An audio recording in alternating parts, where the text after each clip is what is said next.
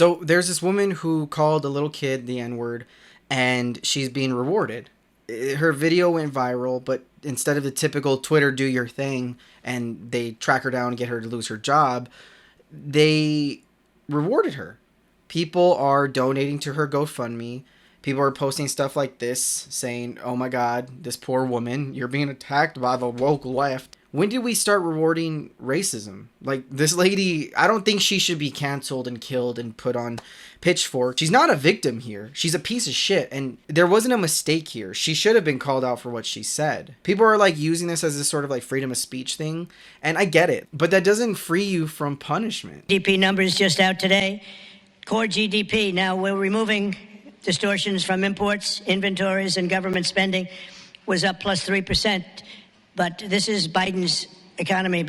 The motherfucker went up there, had a press conference, said that if we ignore the negative numbers, then the economy looks kind of good.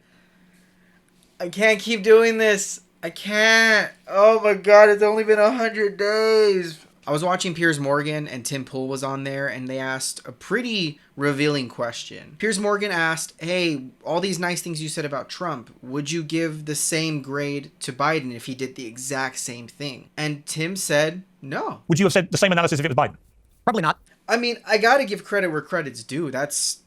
I thank you for saying that. But goddamn, we're here. We're really here. I don't know how I don't know how to change these people's minds. I don't know how to navigate a debate with them.